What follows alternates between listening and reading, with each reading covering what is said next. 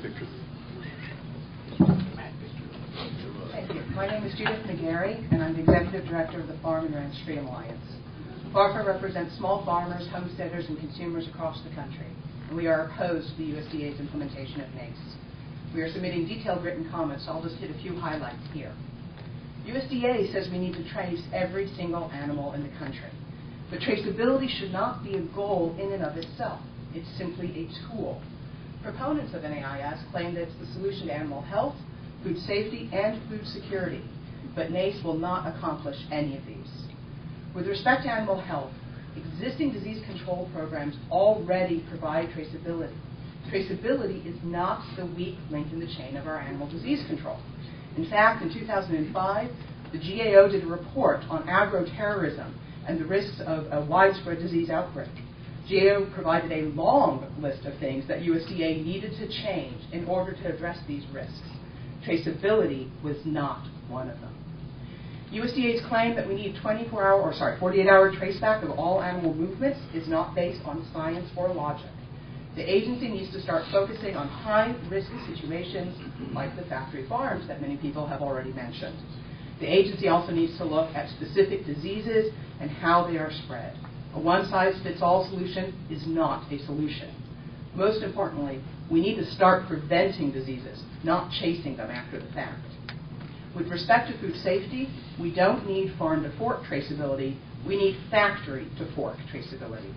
The sources of foodborne illnesses lie with the large, centralized packing plants and slaughterhouses. E. coli and salmonella contamination occur there. It's time for USDA to provide traceability from the slaughterhouse to the consumer. Tracing live animals, the way NAIS does, will not improve food safety. In fact, all NAIS will do is provide false reassurance to consumers, while USDA continues to avoid making the changes necessary for real food safety improvements. Ultimately, NAIS will reduce food security.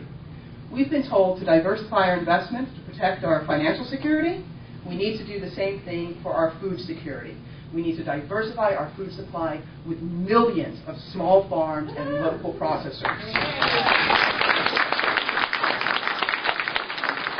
Tries to substitute a high-tech solution for the inherent safety that would come with diversity, and it will fail. While not providing any benefits for farmers or consumers, NAIS will impose significant costs. The cost-benefit analysis that was just released by USDA has more holes in it than a block of Swiss cheese. The study violated acceptable statistical practices by lumping more than 3/4 of the producers into one category, disguising the real costs to small farmers and individual animal owners. The study didn't even try to quantify the costs for individually tagging poultry or sheep. It assumed everyone would get group ID, even though that is not subject to USDA's definitions. The last thing I want to say is we're submitting right here, this box has over 2,000 pages of signatures from all over the country. We didn't pay anyone to collect these. This was a volunteer effort from the people who are going to be affected by NAIS. This is the real grassroots response to NAIS, and they're saying no. Yay! Yay!